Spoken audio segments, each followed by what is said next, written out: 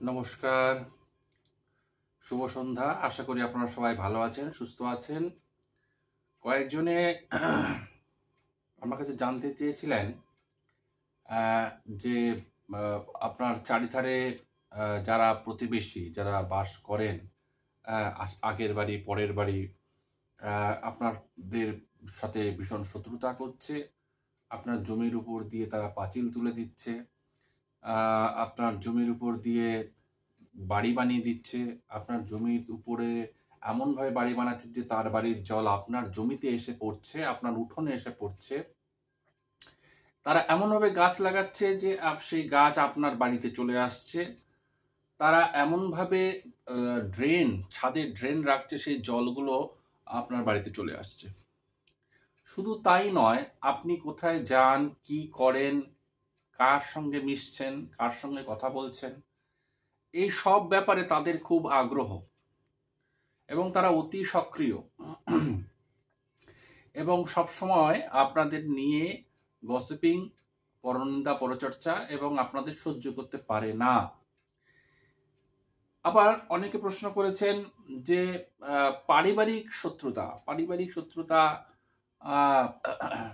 যারা আপনাদের জ্ঞাতি, আত্মীয়, পরিবারের লোক, তারাও আপনাকে ভীষণভাবে হিংসা করে বা আপনার ভালো হোক এটা চায় না, বা কি করে আপনাকে ক্ষতি করা যায় বা কি করে আপনার বিরুদ্ধাচরণ করা যায়, হ্যাঁ, এই নিয়ে সবসময় তারা মাথা ঘামাচ্ছে। এরকম অনেকগুলি প্রশ্ন আমি পেয়েছি। অনেকে ফোন করেছেন, অনেকে আমার সঙ্গে লাস্ট 7 দিনের সাক্ষাতে যাদের সঙ্গে কথা হয়েছে তারা বলেছেন এবং কমেন্টসেও কয়েকজন করেছেন। সেই জন্য আগে এই প্রশ্নটার উত্তর দিলাম। আরেকটি প্রশ্ন আমার কাছে কয়েকবার এলো দেখলাম, সেটা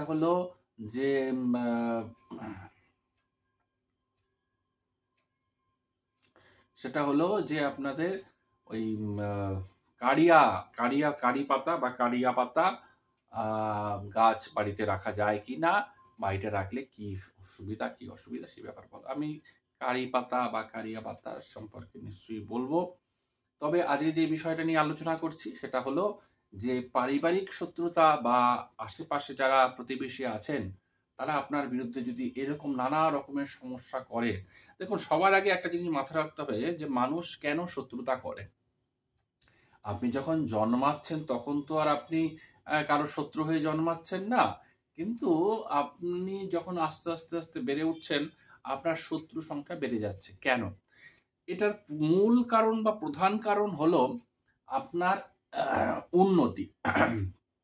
মানুষ যখন ধীরে ধীরে ধীরে উপরের দিকে ওঠে তখন আশেপাশের মানুষ কিন্তু সেটা সহ্য করতে পারে না। কারণ এনিহাউ অর সামহাউ সে নিজে উঠতে পারেনি, সে নিজে কিছু করতে পারেনি। এবার আপনি করে ফেলছেন, আপনি বড় হচ্ছেন, এইটা তাদের কাছে মানে অসহনীয়।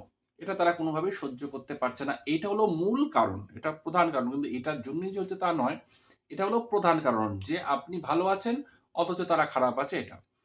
আর এছাড়া যে কারণগুলো আছে সেটা হলো তারা ভালো আছে কিন্তু আপনি কোনোভাবেই ভালো থাকুন সেটা তারা চায় না। তারা চায় যে আপনি সবসময় একটা খারাপ পরিস্থিতির মধ্যে, খারাপ অবস্থার মধ্যে দিয়ে চলুন, তাতে তাদের খুব আনন্দ হয়। এটা হলো ২ নম্বর। ৩ নম্বর হলো যে কোনো কারণ নেই। ভালো থাকা, খারাপ থাকা, ও ভালো আছে কি আপনি ভালো আছেন না, মোদ্দা কথা আপনাকে সে সহ্য করতে পারছে না। কোনোভাবেই সে সহ্য করতে পারছে না। এটা হলো আরেক নম্বর। ৪ নম্বর হলো কোনো কারণ নেই, বেকারণে আপনাকেও সহ্য করতে পারছে না, বা আপনি যদি আপনার জায়গায় অন্য কেউ থাকলে তাকেও সহ্য করতে পারছে না। এটা হলো আরেকটা কারণ। দেখুন, এই শত্রুতাগুলোর পিছনে অনেকগুলি কারণ তো আমি বললাম। এছাড়াও আরেকটা বড় কারণ হলো সেটা হলো আপনি নিজে। আপনার নিজের যদি কোনো দোষ থাকে, সেই দোষের কারণেও কিন্তু আপনার পারিবারিক বা প্রতিবেশী, আশেপাশের যারা ঘর করে বসে আছে, যারা আপনার আত্মীয়র থেকেও নিকট। কারণ আপনি ধরুন বাড়িতে হঠাৎ করে অসুস্থ হয়ে পড়লেন, কে আসবে? আপনার ভাই, বোন, ছেলে, মেয়ে সব দূরে দূরে থাকে। তারা আসতে পারবে না। আশেপাশের বাড়ি তো আপনার কাছে আসবে। কিন্তু দেখা যাচ্ছে ইদানিং যে সব বাড়িতেই এটা দেখা যাচ্ছে যে আশেপাশের বাড়ির সঙ্গে কারো সম্পর্ক নেই। ফলে আ অসুস্থ হয়ে পড়লে বা কোনো একটা সমস্যায় পড়লে তাহলে কি হচ্ছে, তাদের সঙ্গে যোগাযোগ করা যাচ্ছে না। এরকম যদি পরিস্থিতি হয় তাহলে সেটা তো খুবই একটা মর্মান্তিক ব্যাপার। কারণ এটা এরকম হওয়া বাঞ্ছনীয় নয়। কিন্তু যারা বলছেন যে না তারা আমাকে ভীষণভাবে ডিস্টার্ব করছে, মানে আর সহ্য করা যাচ্ছে না, তাহলে সেই ক্ষেত্রে আমি যেগুলো বলবো, আর কয়েকজন বলছেন যে টোটকা, টোটকা বলার জন্য দেখুন, টোটকাতে খুব একটা কার্যকরী হয় না, টোটকাতে খুব একটা কাজ হয় না। হ্যাঁ, কারণ এটা তো একদিন দুদিনের ব্যাপার না। টোটকা সাধারণত কিছু সময়ের জন্য এটা উপলব্ধ। ধরুন আমরা ইন্টারভিউ বোর্ডে যাচ্ছি, ইন্টারভিউ আছে, ইন্টারভিউ তো ওইটুকু সময়ের জন্য টোটকা ভালো কাজ করে। কিন্তু একটা পার্মানেন্ট সলিউশনের ক্ষেত্রে টোটকা কখনো পার্মানেন্ট সলিউশন হতে পারে না। যেমন আগের দিন একজন বলছিলেন যে আমার বাড়িতে ঝি চাকর টেকে না, ঝি চাকর থেকে না কি করা যাবে? রেগুলার আজকে আসে তো কালকে আসে না, কাল আসে তো আরেকজন আসে না, বা ২ মাস কাজ করতে, করতে না করতেই সে চলে যায়। আবার আরেকজন আসে, মানে ঝি চাকর টেকে না। এক্ষেত্রে কি করা যাবে? দেখুন এইসব ক্ষেত্রে এরকম টোটকা ব্যবহার করা যায়, কিন্তু এইগুলো খুব একটা পার্মানেন্ট সলিউশন না। এটা কিছু সময়ের জন্য টোটকা, হ্যাঁ? কিন্তু আপনাদের যে সমস্যাটা, কারণ এটা তো আ সারা জীবন আ আ আপনার সঙ্গে চলবে, বা আপনার পরবর্তীকালে আপনার ছেলে-মেয়ে হবে, তাদের লাগবে, তাদের সুতরাং এটা একটা পার্মানেন্ট সলিউশন। পার্মানেন্ট সলিউশন এর জন্য আমার মতে বলে যে বগলামুখী প্রয়োগ সবচেয়ে বেস্ট। সবচেয়ে বেস্ট হলো বগলামুখী প্রয়োগ, যেটা প্রয়োগ করলে যে তাদের আ আ এমনভাবে তারা ক্ষতিগ্রস্ত হবে, যেটাকে আমরা বাংলায় ভাষায় বলি যে হাতে না মেরে ভাতে মারা। বগলামুখী, মা বগলামুখী হচ্ছেন রাজরাজেশ্বরী।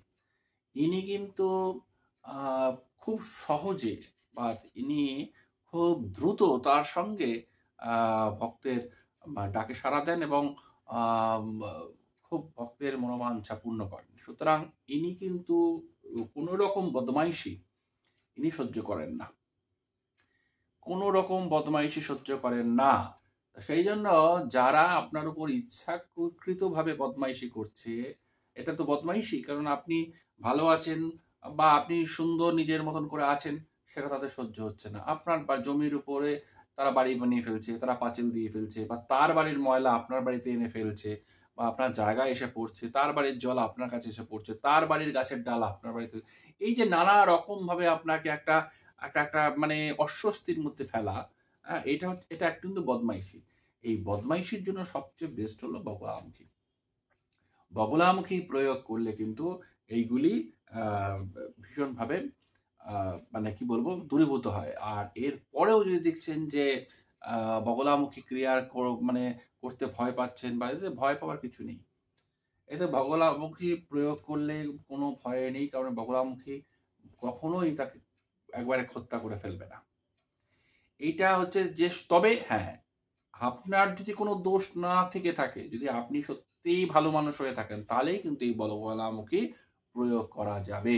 যদি দেখা যায় যে না, তারা করছে, তার পিছনে কিন্তু মূল দোষীটা হচ্ছে না আপনি, আপনার দোষ আছে, তাই জন্য তারা করছে, তাহলে কিন্তু করা যাবে না। কিন্তু সত্যিই যদি আপনি ভালো মানুষ হয়ে থাকেন, অন্তত আমি যাদের সঙ্গে কথা বলে বুঝলাম যে তারা সত্যিই ভালো মানুষ, তাদের উপর ইচ্ছাকৃতভাবে বদমাইশি করছে, এরকম ক্ষেত্রে মানে আপনি যদি অনেস্ট হন, আপনি যদি সৎ হন, তাহলে অবশ্যই বগলামুখী ক্রিয়া করুন।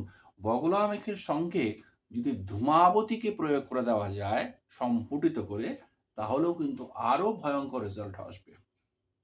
আরো ভয়ঙ্কর রেজাল্ট হবে। একেবারে মানে কি বলবো, কয়েক দিনের মধ্যে, বা কয়েক সময়ের মধ্যে, বা কয়েক ঘন্টার মধ্যে কিন্তু আপনার মানে আ তাদের একটা আর্থিক অনটন চলে আসবে, এবং তারা নিজেরাই নিজেদের সমস্যার মধ্যে জড়িয়ে পড়বে। ফলে তখন আর আপনাকে বিব্রত করার চেষ্টা করবে না, বা তখন আপনাকে আর কোন রকমভাবে সমস্যায় ফেলবে না। সুতরাং এরকমভাবে কাজ করা যেতে পারে। দেখুন অ্যাকচুয়ালি এগুলো অনেকেই বলেন যে এগুলো আ ক্ষতি করে। তো ক্ষতি করার কিছু নয়। আপনি নিজে বাঁচতে গেলে অনেক সময় অনেক কিছু করতে হয়। ধরুন আপনি রাস্তায় যেতে, যেতে হঠাৎ করে আপনার পায়ে কাঁটা ফুটে গেল। তাহলে এখন সেই কাঁটাটা আপনি কি করে বার করবেন? সেখানে কোনো ডাক্তারখানাও নেই। আর কোথাও আপনার হাতে সামনে কোনো কিছু নেই যেটা দিয়ে আপনি কাঁটাটা বার করতে পারেন। তখন অগত্যা সেই গাছ থেকে আর একটা কাঁটা তুলে নিয়ে কিন্তু আপনাকে সেই কাঁটাটা বার করতে হবে। সুতরাং যদি আমাদের জীবনে চলার পথে এরকম কোনো বাধার সম্মুখীন হতে হয় বা বাধা আসে বা কেউ ইচ্ছা করে আমাদের সঙ্গে বদমাইশি করছে যদি মনে করা হয়, তাহলে কিন্তু অবশ্যই আ ব এই ধরনের ক্রিয়া করা যায় বা করা উচিত। এছাড়া পার্মানেন্ট সলিউশন হয় না। এইগুলো করলে কি হয়? একদম পার্মানেন্ট সলিউশন হয়। তবে এই কাজগুলো যারা জানেন বা যিনি জানেন, অবশ্যই তাকে দিয়েই করানো উচিত।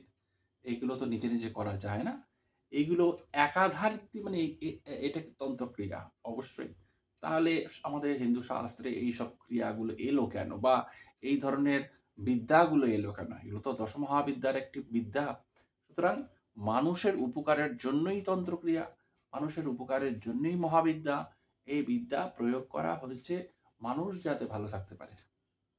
আপনার যে শত্রু, আপনার উপরে যেভাবে তারা সবসময় উচ্চাটন করছে, মারণ করছে, তারা আপনার উপর অনাচার করছে, বদমাইশি করছে, সেখান থেকে আপনি নিহিত মানে একদম নিপাট ভালো মানুষ, সৎ মানুষ, আপনি একদম ঝামেলা পছন্দ করেন না। সেক্ষেত্রে আপনাকে এ ধরনের কাজ করতে হবে। তবে এটা আমি বারবার বলছি, এটা করলে আপনি একদম পার্মানেন্ট সলিউশন পাচ্ছেন। মানে আগামী দিনে আপনার সঙ্গে তো তারা বদমাইশি করবেই না। উপরন্তু আ তারা নিজেরাই এতটা সমস্যার মধ্যে পড়ে যাবে যে আ পরবর্তীকালে ভবিষ্যতে আপনার ছেলে-মেয়ে বা আপনার যারা আছে পরিবারে সবাই কিন্তু একটা সুখে আর একটা ফিল গুড অনুভব করবে। তো সুতরাং এইটাই হওয়া উচিত। আমি সবসময় পার্মানেন্ট সলিউশন এ বিশ্বাস করি। আমি ওই টোটকা দিয়ে বা টোটকা বলে এর কোনো লাভ হয় না। হ্যাঁ? কোনো লাভ হয় না, সুতরাং সেটা বলে লাভ নেই। কারণ এটা আপনি টোটকাতে অবশ্যই ১ দিন ২ দিন কাজ হয়। কিন্তু ১ দিন ২ দিনের সঙ্গে আপনার সঙ্গে ২ দিন চুমু খাওয়া-খাওয়ি হলো। ২ দিন আপনি খুব পীড়িত করলেন, লাভটা কি হলো? পরের দিন আবার সেই যে কে সেই, সে লাভ। আপনি যেটা বললাম এইটা করুন। এটাতে কিন্তু পার্মানেন্ট সলিউশন অবশ্যই পাবেন বলে আশা করা যায়। আর এর পরের দিন আমি কারি পাতার উপরে নিশ্চয়ই ভিডিও আপলোড করব।